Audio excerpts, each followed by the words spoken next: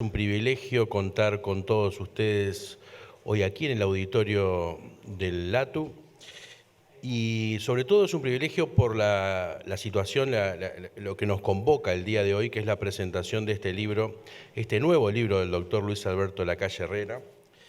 Hemos tenido desde Penguin Random House, su sello Aguilar, el privilegio de acompañar ya 4 libros del doctor Lacalle. Personalmente como editor he estado trabajando con él permanentemente ya desde un lejano 2017, prepandemia, cuando publicábamos aquel libro donde el doctor Lacalle reflexionaba sobre la situación de América Latina entre Trump y China. Ya pasaron 8 años y había desde allí una reflexión súper interesante que sigue siendo convocante y sigue siendo desafiante al día de hoy. Poco tiempo después publicábamos un libro sobre el Mercosur, que por supuesto lo tuvo a él como protagonista de su gestación, de su nacimiento y también como hombre librepensador, reflexionando sobre la situación al día de hoy, al presente del Mercosur. Otro libro muy interesante. Y el libro que vino después comenzó una trilogía, digamos, un conjunto de 3 libros que tenían que ver con su trayectoria personal y con la trayectoria del Partido Nacional en la etapa contemporánea. Aquel libro que se titula, dentro de la colección, La historia vivida, tenía que ver con los años de gestación y de crecimiento que llevaron al Partido Nacional al gobierno en el año 1990 y a él como presidente. Terminaba ahí. Las últimas páginas eran el doctor Lacalle corriendo por la Rambla. De hecho, la portada era una foto que le habían sacado haciendo running por la Rambla un día antes de la elección de asumir como presidente de la República. Y finalmente llegó el momento tan esperado, que es este libro que estamos presentando hoy, La historia vivida, el gobierno, el periodo que abarca de 1990 a 1995. Un libro que ha esperado bastante tiempo para ver la luz y que, bueno, que estuvo en mi computadora durante bastante tiempo y que nos llevó a reflexionar, a ir y venir, a conversar sobre sus contenidos varios años, o por lo menos 2 años, y que me parece un libro muy valiente, un libro muy desafiante, un libro en el cual el doctor Lacalle en primera persona y con la cercanía y con la honestidad de hablar desde una primera persona, reflexiona sobre una época muy trascendente de nuestra historia contemporánea, que fue en aquellos años de la década del 90, donde la democracia estaba recientemente inaugurada, había 5 años de la salida democrática, y el doctor Lacalle asumió el gobierno en una década compleja, donde pasaron un montón de cosas, y algunas muy complicadas, y que él no rehúye para nada y con valentía asume hablar de ellas. Por nombrar solamente algunas, por supuesto, el tema del caso Berríos, que nos tocó de cerca, la sonada en el Hospital Filtro, el tema de las crisis bancarias, todos esos temas que lo obligaron a asumir decisiones y a tomar como persona más importante jerárquicamente en nuestro país, a tomar algunas decisiones que no fueron sencillas. Y también hubo logros, hubo un montón de avances, y bajo la idea de lo que funciona como subtítulo de este libro, que es Un país mejor. Era el deseo del doctor Lacalle, que apareció en su discurso cuando asumió como presidente, y que fue la guía para él durante todos esos años.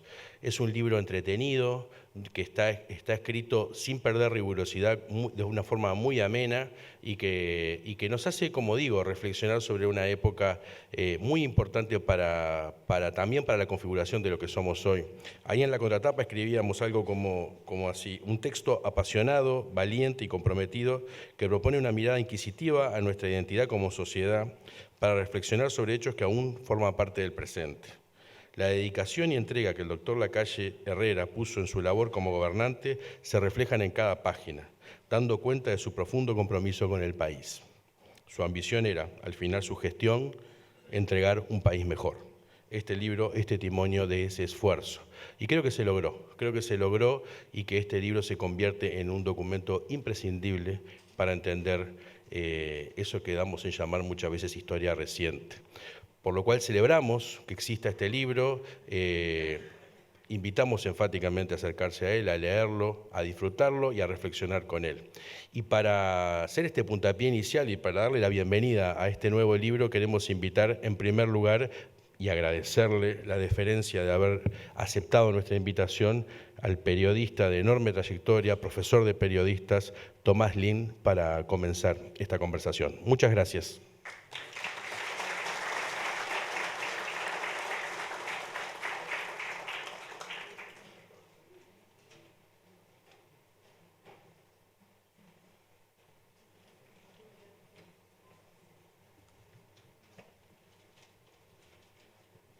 Bueno, buenas noches a todos. Muchas gracias, Luis Alberto, por haberme invitado a presentar este libro. Y antes de empezar a hablar del libro, quiero simplemente un recuerdo. Este es el segundo libro que presento de Luis Alberto Lacalle. El primero que presenté fue el del Mercosur. Y fue en la sede de Penguin, una noche de, no sé si otoño, invierno del año 2020.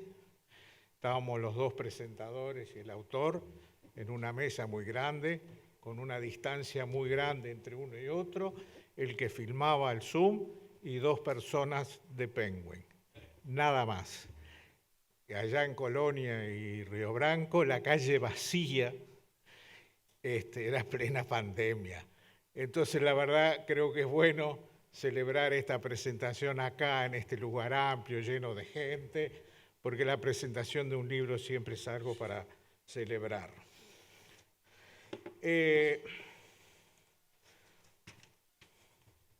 Bueno, una primera cosa que tendría que decir es que en realidad mi rol de presentador acá es casi ocioso, porque es un libro tan claramente presentado, tan ordenado, tan bien planteadas las prioridades y tan sencillamente escrito que basta tomar y leerlo. Pero bueno, como Luis Alberto me hizo el honor de pedirme que se lo presentara, a eso nos abocaremos. Como decía, es un libro muy claro, planteado con un orden bien definido.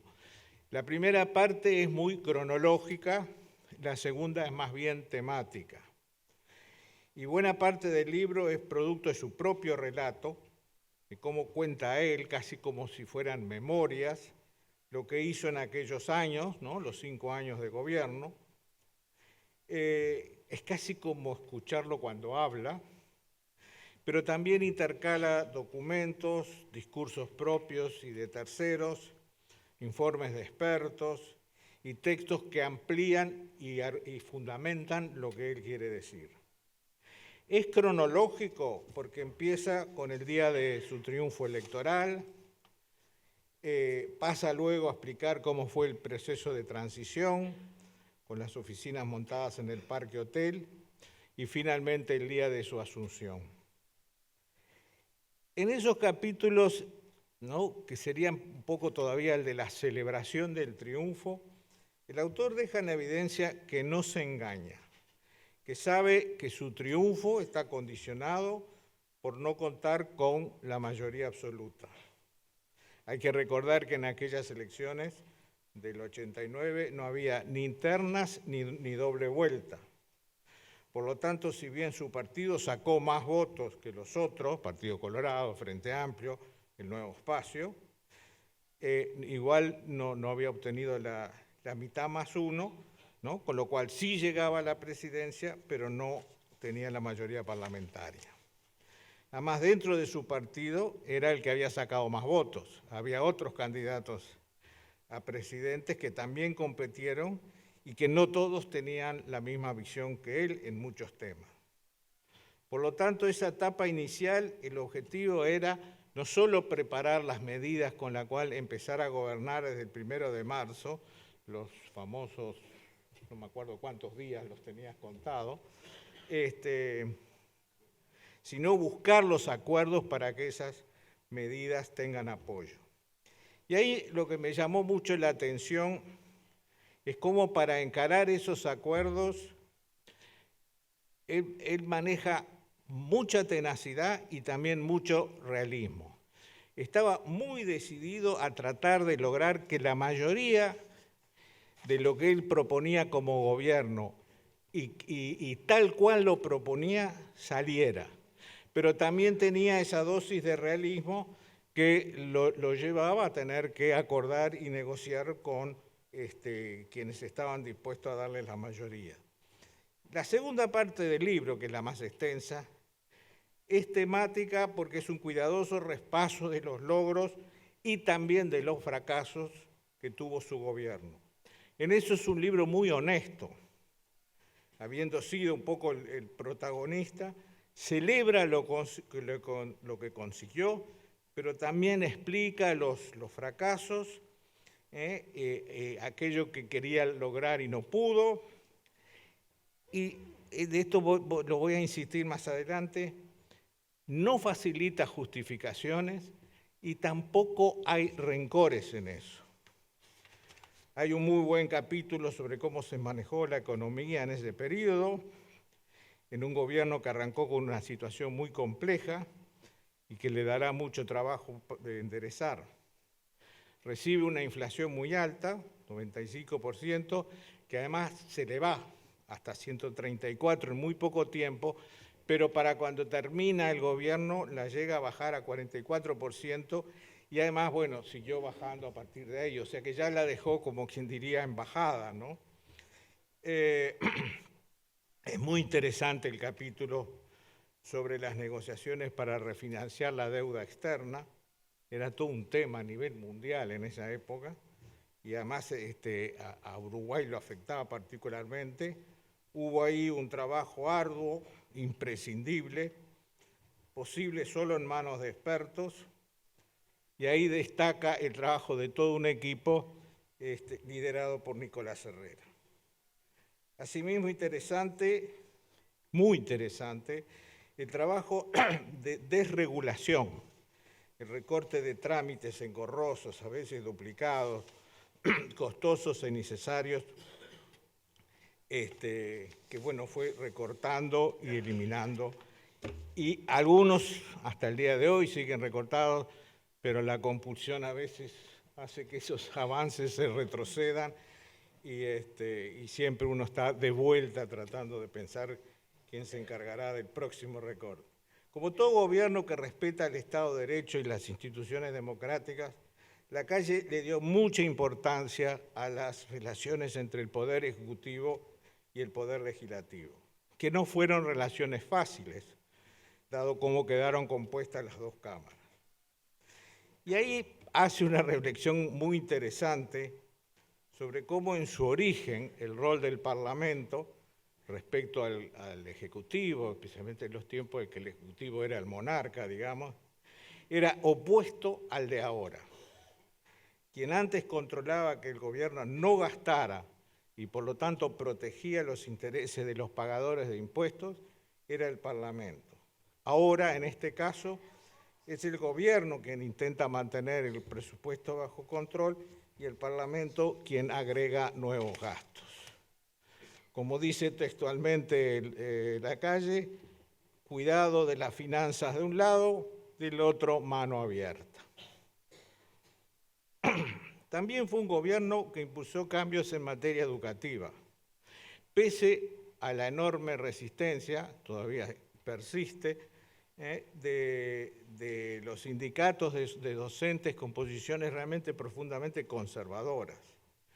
Pese a ello, yo tengo un recuerdo muy claro de docentes, profesores de secundaria especialmente de esa época, que por lo bajo, muy calladito y con temor a que alguien los escuche, siempre elogiaban lo que ellos llamaban la reforma Gavito o la reforma Corro.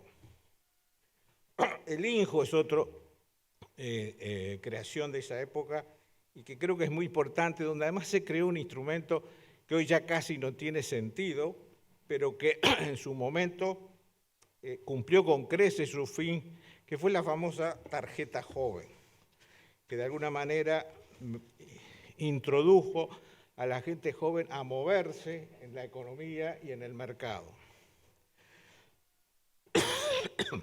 La política exterior es otro tema al que Lacalle le da importancia en su libro, y ahí, gracias, y ahí habría que destacar dos aspectos. Uno es lo referido a las políticas de gobierno que efectivamente se llevaban adelante, y otro es que además había un interés muy personal del autor desde siempre, el tema de Uruguay y su rol en el mundo, quizás como legado de su abuelo, fue siempre una prioridad para él. Entonces explica, bueno, su famosa idea de la política de los meridianos, habla de la importancia de la hidrovía, cuenta lo que fue el trabajoso proceso de entrada de Uruguay al Mercosur, que dicho sea de paso, eso ya lo describe más en detalle en otro libro. Destaca el rol jugado por quienes fueron sus dos ministros de Relaciones Exteriores, Héctor Gros-Espiel y Sergio Abreu. Y el libro trae una cosa muy pintoresca, que de alguna manera lo muestra a Lacalle de cuerpo entero, ¿no? Hay una ilustración que son 2 hojas de bloc, donde a mano el presidente hace un listado, apenas unas líneas, indicando por dónde debía trabajar el ministerio, y esto más o menos es cuando asume Abreu como ministro. Son una síntesis, apenas unas líneas, pero es muy claro de cuál es la visión de cómo debía ubicarse Uruguay en los temas internacionales. El otro tema, uno a veces estamos hablando hoy, muchos años después, y a veces pierde la noción de cuál era el contexto que se vivía.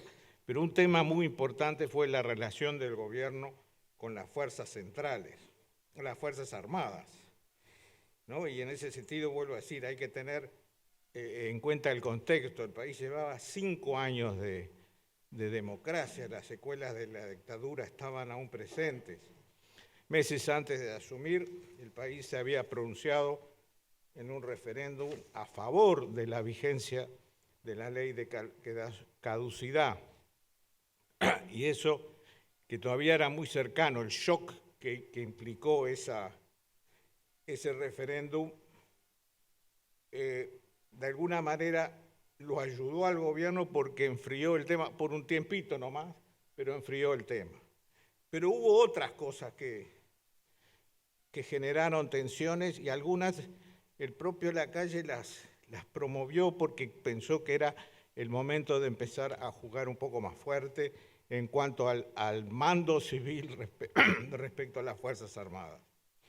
Una de las primeras movidas del presidente, en uso de la facultad que otorgaba la Constitución y como comandante en jefe de las Fuerzas Armadas, fue designar él a los comandantes. Con eso cambiaba una estrategia que había usado el gobierno anterior, de dejar que el oficial de la derecha asumiera automáticamente.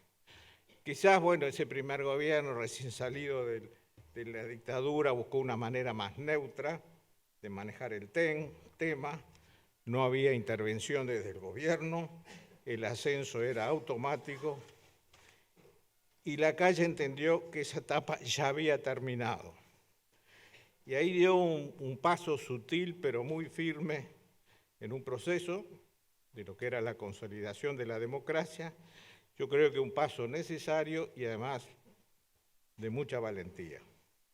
Él designó a sus comandantes, lo que obviamente generó retiros apresurados de oficiales que consideraban que tenían prioridad. Dentro de los líos que le tocó enfrentar a ese gobierno está el famoso caso Berríos, que involucró a algunos militares uruguayos y que realmente lo complicó la vida al presidente, que además estaba haciendo un viaje oficial y debió adelantar el retorno. El otro terrible sacudón que enfrentó el gobierno de Lacalle fue la sonada del filtro, provocada para evitar que se cumpliera la orden judicial de extraditar a 3 terroristas etarras a España. Muchos habrán leído quizás el impresionante libro póstumo, ¿no?, de Antonio Manino Mercader sobre ese tema. Lacalle menciona ese libro y en forma sucinta y dramática recuerda lo que sucedió y todo lo que ello implicó. Algo, además de vuelta, leer hoy lo que pasó hace más de 3 décadas, uno tiene la sensación de que algo seguía todavía muy loco en esa época y que las lecciones que se suponía que debían haber aprendido después de lo que fue los años de agitación y lo que fue la dictadura, en realidad no se habían aprendido. Y por si faltaba algo, también estuvo la huelga policial, que puso al gobierno en una situación complicada y para lo cual él cuenta ahí de que él barajó medidas, pero que había una serie de realidades complejas que no lo ayudaban. Estamos hablando de capítulos muy bien narrados, muy francos, donde el autor explica su posición, pero no adopta, especialmente en estas situaciones complicadas, un tono de recriminación o de reproche, sino que asume la posición que corresponde a un político de peso, que sabe que hay reglas de juego, que sabe que hay alguien que está enfrente y que está jugando su juego y que esa es la realidad y con esa se tiene que mover. A veces parece decir, como esto fue lo que nos tocó, lo superamos de la mejor manera, ya pasó. Y todo el libro tiene ese tono. Un ejemplo de ello es cuando trata el complicadísimo proceso de la reforma del Estado. Un proyecto que sale votado en el Parlamento, pero luego de enfrentar aquello del referéndum queda parcialmente derogado. Y ahí contó con aliados en el Parlamento que después no estuvieron a la hora del referéndum, ¿no? Y él explica bien las posiciones de todos sus interlocutores, deja bien claro cuáles fueron los apoyos que tuvo en un principio y que luego perdió. Pero el relato es despojado, no está escrito para pasar cuentas. Consignar hechos, sí. Hechos que entienden que lo perjudicaron, sí. Pero el paso del tiempo, esto fue escrito a más de 30 años de aquella época, y la aceptación de quien respeta las reglas de una democracia, de que en la política así son las cosas, le dan a esos capítulos y a todo el libro una altura especial que le dan particular valor. Hay, eso sí, 2 reformas de muy alto impacto que se impusieron y que realmente significaron una transformación profunda. Una fue la desmonopolización de los seguros, medida que benefició a mucha gente en su vida diaria, el seguro por la casa, el seguro por el auto, abrió la competencia y por lo tanto ofreció una mayor oferta y obligó a que el propio Banco de Seguro del Estado hiciera un complicado pero saludable reajuste en su funcionamiento. La otra reforma fundamental, y realmente fundamental, fue la portuaria. Es una actividad que no solo genera trabajo, sino que le deja muchas divisas al país. El libro da cifras de qué pasaba antes y qué pasó después. Y es curioso porque el puerto o los puertos, por su ubicación y actividad, parecen estar fuera del circuito en los que se mueven los uruguayos, ¿no? Pasamos por la Rambla acá, el puerto está acá, no lo vemos, no nos importa. Y sin embargo es una fuente de riqueza que no debe ser despreciada y la reforma le dio un destaque muy grande. Uno de sus instrumentadores, el libro lo menciona, fue el presidente de la ANP, el ingeniero Eduardo Álvarez Mazza. El libro celebra logros y reconoce fracasos. Y uno de ellos fue el intento de regular el derecho a huelga. El proyecto no era muy diferente a lo que rige en muchos países del mundo, donde los sindicatos, siendo fuertes, consideran que está mal visto lo que se llama la huelga salvaje, que es lo que ocurre en Uruguay, ¿no? La huelga decidida sin seguir una serie de pasos previos, que era lo que proponía la ley. Bueno, y así vamos llegando al final del libro, donde además de unas emotivas líneas de recuerdo a Dardo Ortiz y a Héctor Sturla, hay una reflexión que me pareció muy interesante. Está tomado en un discurso ya sobre el final del gobierno que pronunció Lacalle en el aniversario de la jura de la Constitución. Allí planteó 7 interrogantes referidos al funcionamiento del país, a sus instituciones, y cómo algunas de esas instituciones, por vicios de funcionamiento, no responden como deberían. Notoriamente esa lista es el resultado de alguien que al evaluar su gestión se pregunta cuánto más eficiente hubiera sido si estos escollos, que en teoría no deberían existir, no hubieran aparecido. Casi todas esas interrogantes mantienen plena vigencia hoy, y así como quien entonces era presidente los planteó como un problema, lo siguen siendo hoy. Sobre el final, en el apéndice, hay un trabajo realizado en 1995 por el diario El Observador, en que pasa revista, es fascinante esa parte, pasa revista las 80 medidas prometidas por el partido, por Lacalle, antes, en campaña, antes de asumir. Y estudia una por una y va marcando cuáles fueron cumplidas plenamente, cuáles parcialmente y cuáles no fueron cumplidas. Y el porcentaje de promesas cumplidas resulta muy alto. El autor lo valoró más, por eso lo incluyó en el apéndice, porque fue un trabajo hecho por periodistas, profesionales, independientes, que no pertenecían a su gobierno ni a su partido y no tenían ningún interés especial en darle vida a ese gobierno. Vale la pena revisar uno por uno esos 80 puntos y ver cuáles fueron cumplidos. La verdad, la lección de ese texto es un buen cierre para el libro.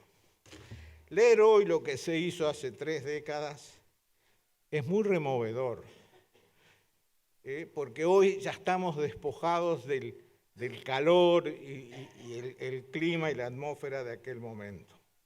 Es innegable que fue una presidencia que transformó cosas y que modernizó al país. Hay un antes y un después.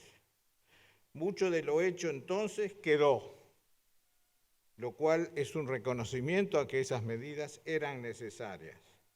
Sobre otras hubo, con el correr del tiempo, marcha atrás. Incluso Lacalle menciona algunas, hubo medidas que su gobierno propuso y la oposición rechazó, y tiempo después, estando en el gobierno, la oposición las propuso.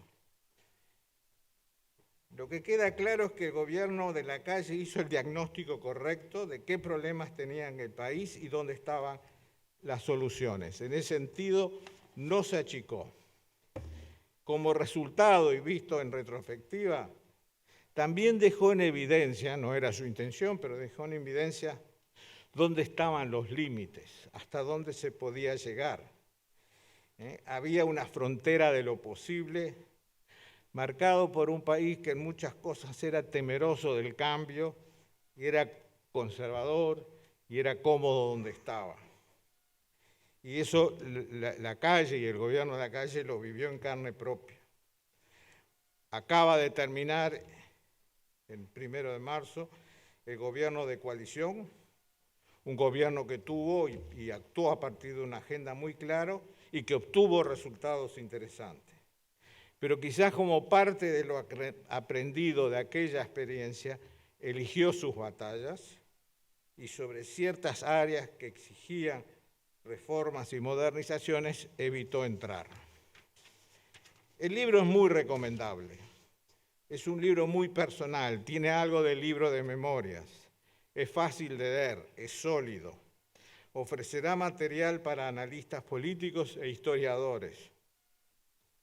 Y como acaba de salir a la venta, y dado lo que está pasando en estos momentos, es mejor ir a comprarlo que ir a leerlo en la Biblioteca Nacional. Muchas gracias.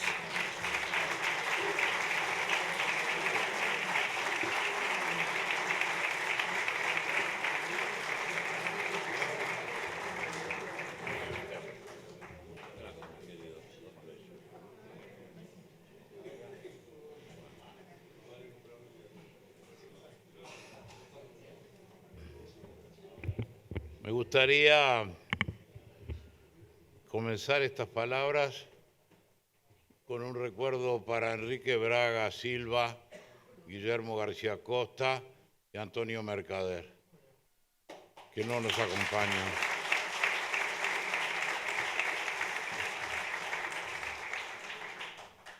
Quiero recordar, Tomás lo ha bosquejado, pero creo que hay que ponerle mucho énfasis a el contexto político constitucional en el que se desarrolló el gobierno 90-95. Estábamos en la lógica de la ley de lemas, la elección era una competencia entre el Partido Nacional y el Partido Colorado, el frente marcaba, pero aún la dialéctica principal estaba entre esos dos puntos, y no había segunda vuelta, como recordó muy bien Tomás, y quien obtenía la presidencia, y fue el caso del doctor Sanguinetti las dos veces y el nuestro, después entramos en el régimen de la Constitución del 96, el voto directo hacia el presidente era muy poco. Los que quisieron votar a Luis Alberto Lacalle en el 90, el 89, fueron 20%. Después votaron a Carlos Julio, a Sumarán, la suma fue más que la otra del otro lema. Pero el vínculo directo, yo quiero a Lacalle presidente, era de una quinta parte del electorado. Y las cifras del doctor Sanguinetti en las dos elecciones son similares. Entonces, volvamos un poco el reloj atrás para darnos cuenta que una coalición o una alianza tenía que empezar a bordarse cuando todavía estaba el calor del enfrentamiento, es decir, blanco contra colorado. Entonces había que retomar, suavizar para el logro de las mayorías que requiere el gobierno. Y tenemos que recordar, creo que algo se recuerda en el libro, la circunstancia interna de los partidos. En el Partido Colorado había sobre todo una gran lucha Sanguinetti-Valle, que yo la juzgo determinante para las respectivas posiciones en los temas importantes. Y en el Partido Nacional teníamos con Carlos Julio Pereira, veníamos del verde y el amarillo, veníamos de una visión distinta, sobre todo del rol del Estado. Creo que eso hay que recordarlo. Aquí están todos los que sobreviven al gobierno y les quiero agradecer uno por uno, los voy mirando y agradeciéndole a cada uno lo que hizo. Nombrarlos a todos y dirigirles un párrafo sería muy largo, pero muchas gracias. Fueron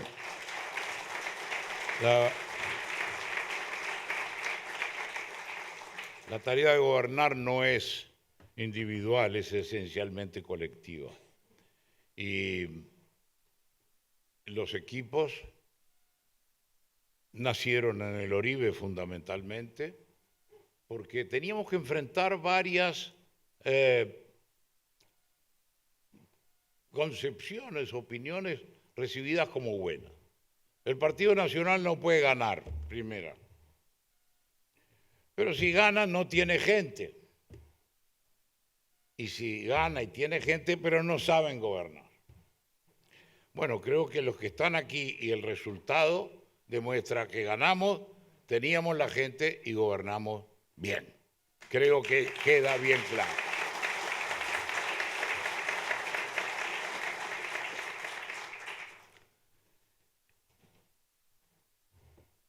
Van a ver ustedes, como decía bien en la división que hacía Tomás Lin, una parte cronológica, pero a 30 años de distancia le fuimos sacando mucho hojarasca. El libro era mucho más grueso cuando era no digo contemporáneo, pero han pasado muchas cosas y entonces se fue decantando los principales puntos de crisis, los principales puntos de logro, los principales puntos de fracaso en el intento de los logros y a un análisis político interno de los partidos como el que acabo de señalar.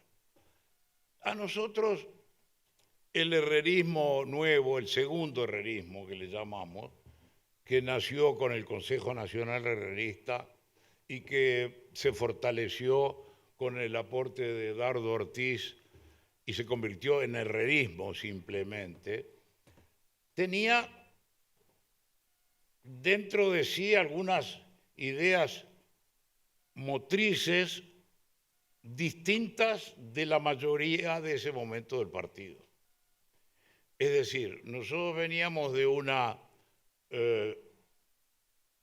supremacía total por la patria del movimiento de Rocha con sus ideas y estábamos marcando una posición sustancialmente distinta. Pero el que avisa no traiciona.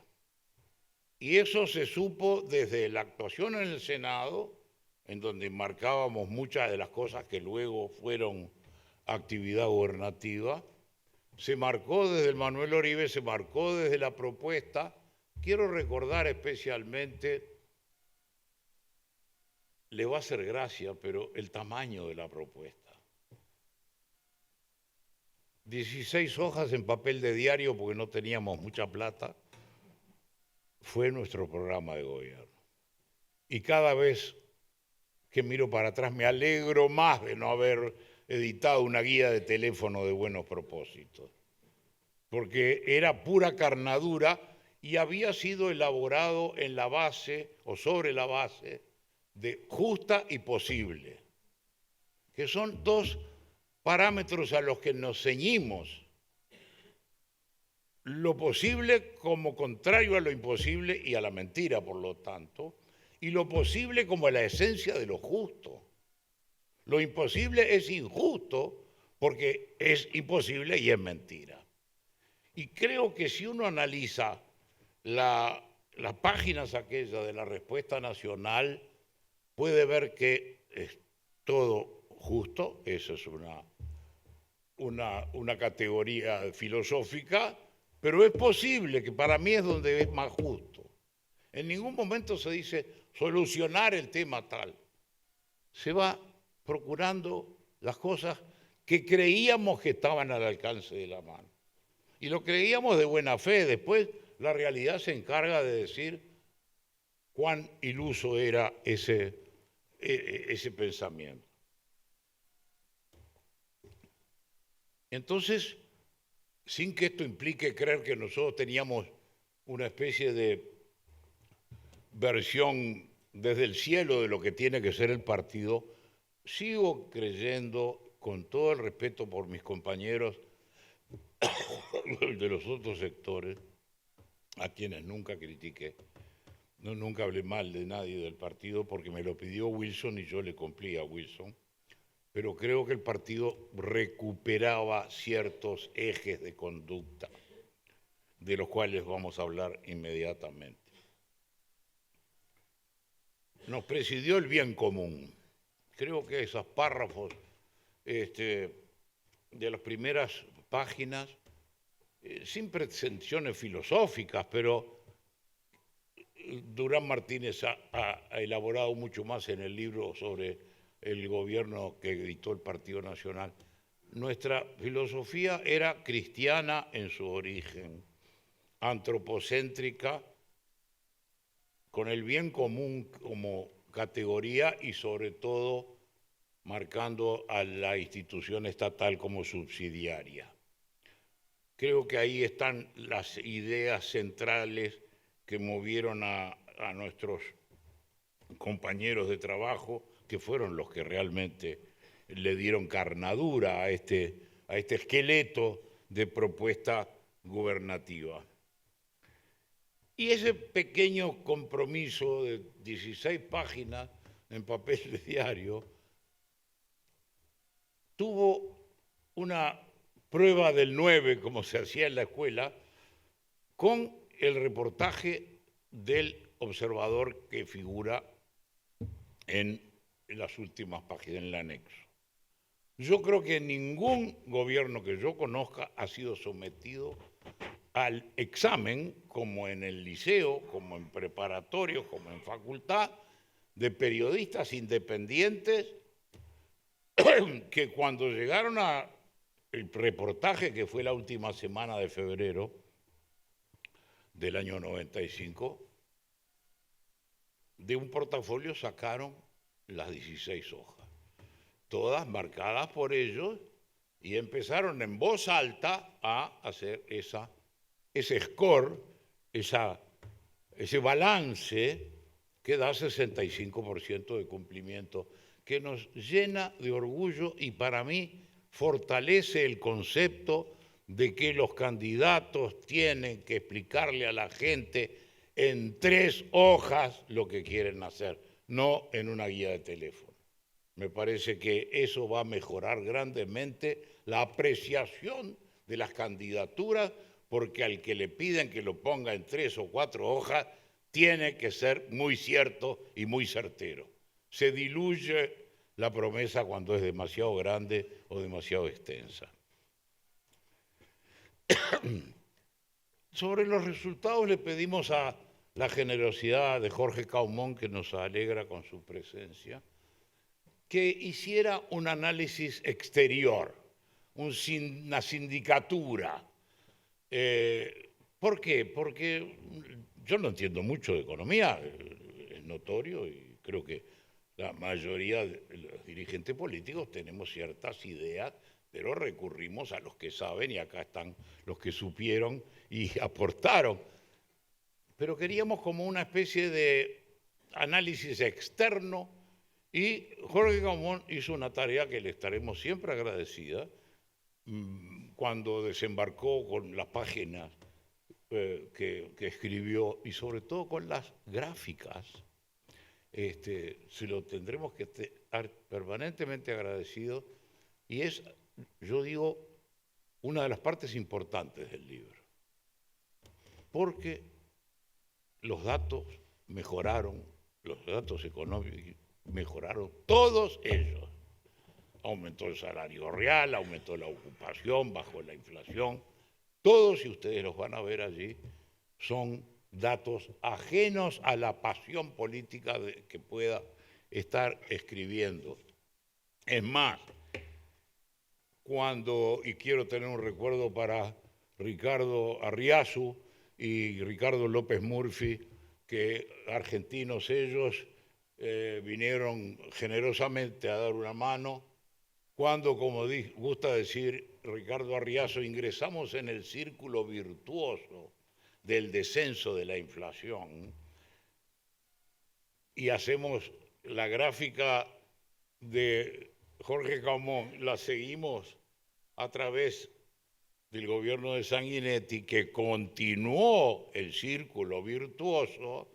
Podemos decir que de 130 a 9 es la gran obra de nuestro gobierno, haber iniciado el proceso de descenso de la inflación a un solo dígito. Nunca más se habló del tema de la inflación.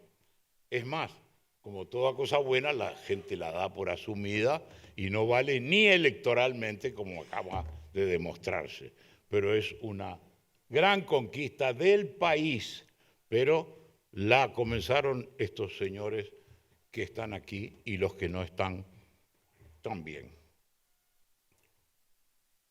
Un tema que tuvimos de discrepancia con el doctor Sanguinetti, y que creo que hay que aclararlo sanamente, es esa impresión que tienen determinados dirigentes colorados de que hubo un antivallismo.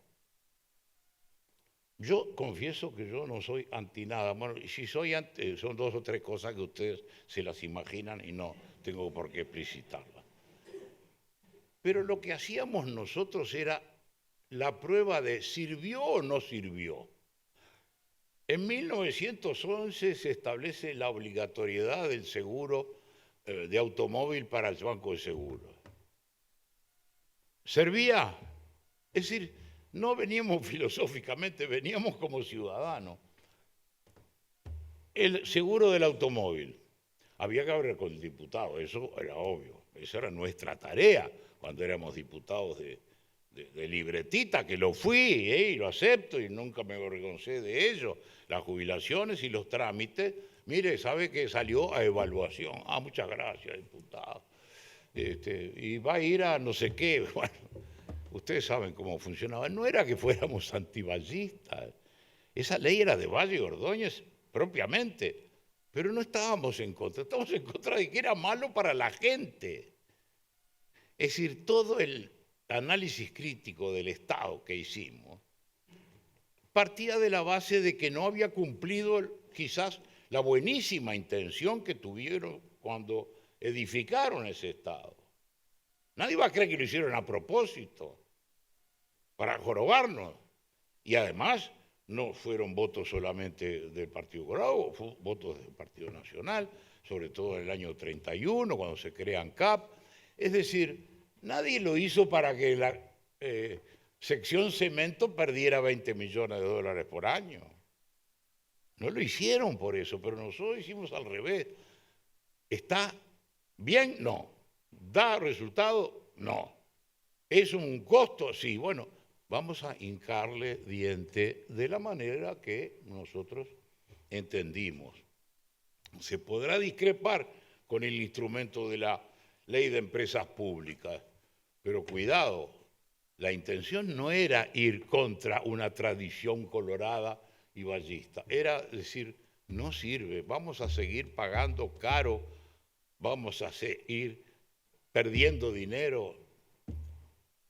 No quiero generalizar porque vamos a entrar en el presupuesto, pero dentro de unos pocos días van a ver ustedes el rubro subsidios. Y con eso solo ya tienen ahí la fotografía del país que no se resigna a cambiar. Y otra cosa, pero ya para ir redondeando este punto, el tema del puerto excede lo que puede hacer liberalizar o dar mayor libertad para una actividad. El puerto es el país, el puerto es la simiente, la semilla de la independencia nacional. Somos orientales y uruguayos porque hubo puerto y no quisimos ser ni brasileños ni argentinos. Por lo tanto, recuperar al puerto como una fuerza positiva era hasta poner una piedra más en el monumento a la identidad nacional y a la independencia nacional que tiene que seguir siendo nuestra obsesión. Así que la ley de puertos, creo que visto 30 años después, es el episodio más importante. Y bueno, estimados amigos y compañeros del gobierno y gente joven, creo que tuvimos más libertad. Vino después la calle Pou con el concepto de libertad responsable que es tan interesante. Nosotros también hicimos lo nuestro por la libertad. Es decir, poder elegir y no estar sometido a una sola ventanilla para algún servicio o para alguna actividad, me parece que es el ejercicio pleno de la libertad. No el que está escrito en el artículo 7º de la Constitución, el que de todos los días. Y aquí quiero tener un recuerdo muy especial para Tito Sayagués y su obra de desmantelamiento de las maneas de papel. Le habíamos puesto un nombre, a mí me gusta ponerle nombre entendible a las cosas. Maneas de papel es clarísimo, son maneas más fuertes que las de cuero crudo. ¿Por qué? Porque le hacen perder dinero y sobre todo tiempo a la gente. La obtención de la partida de nacimiento para varias cosas. Alguna anécdota pongo allí. Yo voy a la Facultad de Derecho y le digo a Dalari, el secretario de la... Vengo a buscar el título de Dalari, sí, pero tráeme la partida de nacimiento. No, pero mirá que acá estoy. Yo saqué la cédula y le dije, mirá, existo, mirame. Bueno, andaba a buscar la cédula, la partida de nacimiento, enésima, se emitían creo que 500.000 por año. Bueno, la ruptura, el cortar las monedas de papel, para mí era de los momentos más agradables del gobierno. Venía Pablo con la prolijidad, la preparación de sus acuerdos, pero cuando venía a firmar, deroga y deroga y deroga y deroga. Bueno, creo que tenían que haber seguido así los gobiernos. Hasta me parece pintoresco escuchar a O'Donnell hablar de los trámites. Bueno, quizá la semilla aprendió, bienvenido, menos monedas de papel, porque es la manera más barata de la reforma del Estado. No requiere a veces nada más que decretos, y cuando requiere leyes son bien votables, por cierto, pero queda mucho por cortar y suprimir. De los resultados económicos hablamos, quiero resaltar, porque está de moda, que la pobreza se redujo a la mitad en 5 años.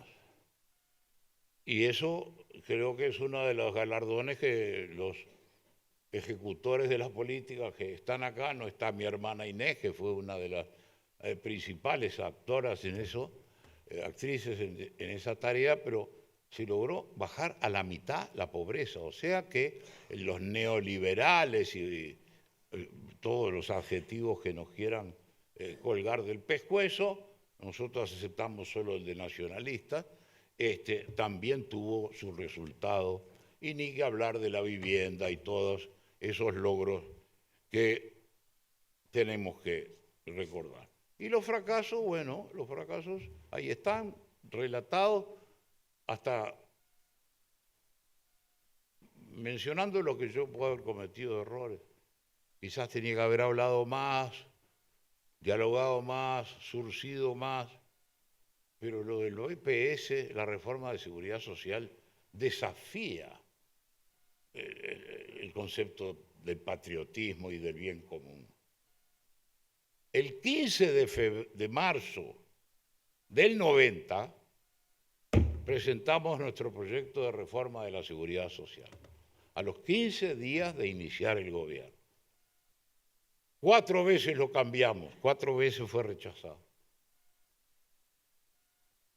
Recurrimos al concepto de ley de urgente consideración, diciéndole a los legisladores, si creen que hay un costo político, no hagan nada, que se aprueba sola.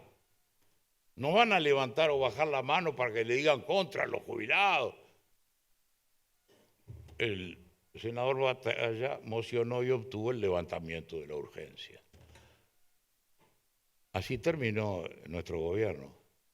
A los 6 meses se presenta la reforma de la seguridad social por el gobierno del doctor Sanguinetti, y los blancos la votamos porque lo que es bueno para el país es bueno para el Partido Nacional.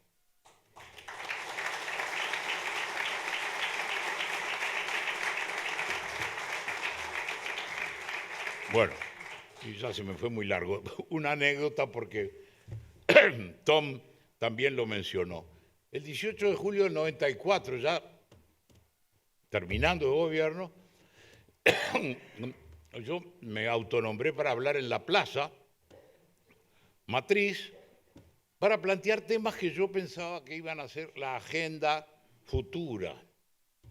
Temas sobre el proceso penal agravado ahora, saber que hay gente que no ha tenido sentencia jurídica, pero ha tenido sentencia social y se la ha liquidado y no ha tenido su instancia ante los tribunales. El tema de la votar leyes sin recursos, aunque es obligatorio, el Parlamento mete para adelante y hay algunos ejemplos allí. Bueno, las candidaturas se solucionó con el 96, cuando la facultad de censurar a los ministros no es real, y el llamado a elecciones es para los estudiantes constitucional, no hay un verdadero peligro de que el legislador pierda El Tribunal de Cuentas, siempre estamos con el tema, a sus efectos. ¿Qué hace el Tribunal de Cuentas? Observa, reitera. Hay algunos vaquianos del Poder Ejecutivo, entes autónomos y demás, que ya mandan en el mismo escrito a la reiteración, y el Tribunal de Cuentas, por más esfuerzos que haga Pancho Gallinal, pasa a ser una anécdota. Bueno, eso es importantísimo, porque el inspector del Tribunal de Cuentas en un organismo, que son funcionarios fantásticos, se rompen, se preocupan, y como se reitera el gasto, y eso queda para los estudiantes o para los congresos jurídicos. Los financiamientos y después la reglamentación del poder sindical, que creo que estamos en un momento en que hay que razonarlo. Si para el poder político, comando de las Fuerzas Armadas, conducción de la política exterior, bla, bla, bla, exigimos la legitimidad del voto, bueno, mi amigo, ese poder tremendo, también darle legitimidad y a la declaración de huelga rodearla de alguna tramitación que permita que se diga si son los trabajadores en serio que quieren no trabajar porque están atrás de tal o cual objetivo, que por supuesto respetamos como respetó siempre el Partido Nacional, cuya obra social se origina en 1905 con la ley de 8 horas y los consejos en las fábricas, o sea que no le debemos a nadie tributo que no sea a nosotros mismos como blancos la preocupación social sindical. Bueno, resultado, un país mejor.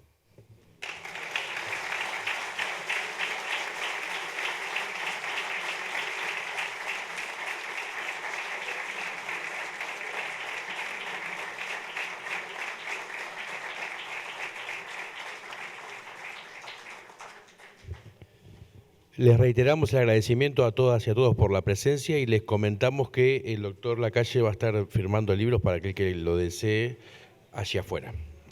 Gracias.